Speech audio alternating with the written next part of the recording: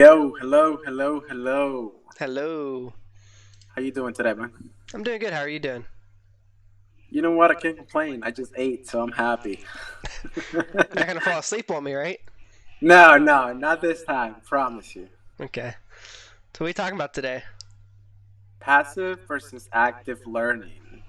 Okay, let's get into this then. So, two objectives, as you probably could tell by now, we're gonna review passive learning and review active learning. Pretty basic stuff, but stuff students don't understand still. So, let's get into it. So, passive learning is basically not being engaged with your material. So, this is like highlighting your book, like turning your book into like all yellow. People do that all the time. Or just highlighting keywords and thinking they're going to go back to it and they never do. That's the main issue with that. Rewriting your notes, just word for word out like your textbook. Did you ever do that before? No, I don't think I will ever do that though.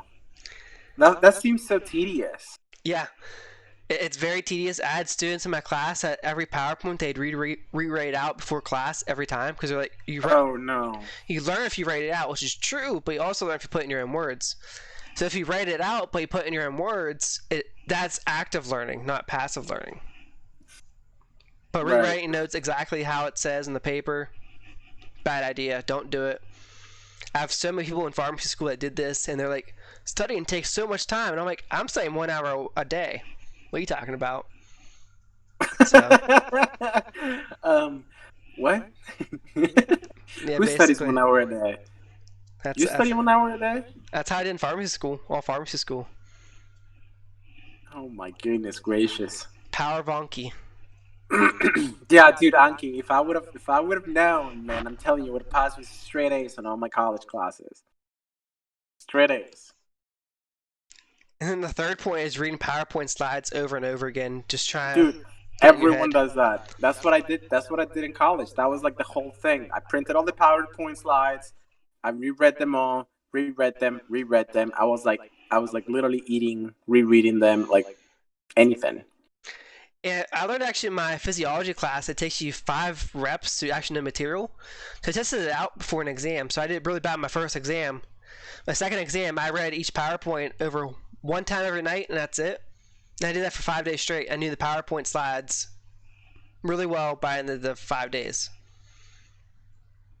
But that was No, also that was also spaced repetition too. That wasn't just rereading, rereading, right. rereading. That's spaced repetition. What did you get on that exam? Every exam after my first one, I got 98 on. Mm, So from my first exam, I got like a 71 one. And I went from that to a 98 on every exam. mm, okay. So that was reading over it, but I was also spaced repetition and quizzing myself as I went over it, plus refining the words in my head, like speaking it backwards from memory. Right. So not just rereading. Did you ever do any previous night studying, like No, just I can't cram. cramming? I I can't can't. cram. I've met a lot of my friends who have like, I don't know how they passed, but they passed like the test cramming. Like I'm talking like 70s to 80s, just cramming. Yeah, I have friends in my class who crammed for 18 hours straight and they got hundreds on pharmacy test. 18 hours straight, no sleep. Yep, they didn't sleep before the test. They just. I can't do that. That's But ridiculous. that's how cramming works, though. So if you sleep, you're taking that stuff out of your short-term memory. So you have to stay awake for cramming. Yeah, I can't do that. So, but then we have active learning, which is a lot harder to do. It takes more time, but it works so much better. So you have summary sheets in your own words. So kind of talking about rewriting your notes, but you just kind of summarize something on like a one-page sheet. So you summarize an entire lecture in one sheet, or summarize an entire test on one sheet, front and back. I have actually never tried that. Have you?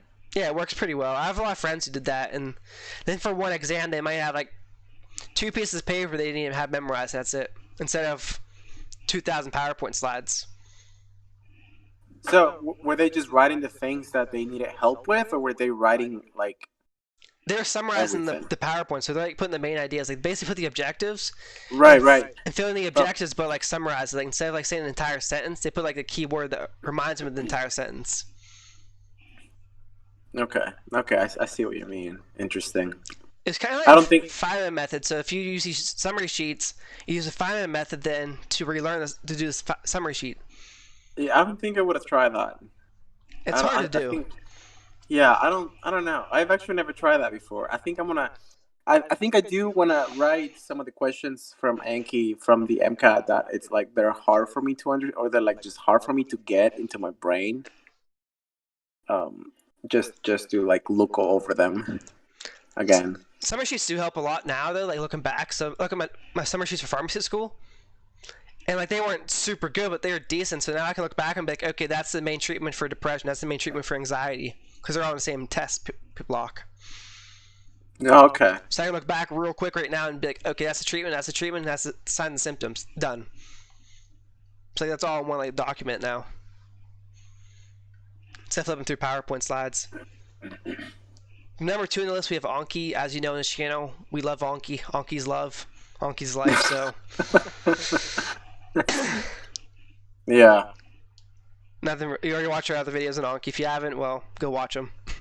Check all the videos on Anki. We have plenty of those. We'll have plenty more. Don't worry. Oh yeah, we're making a couple more. And then practice questions too, which I talked Have about you in a ever previous episode. have you ever done practice questions for your previous tests?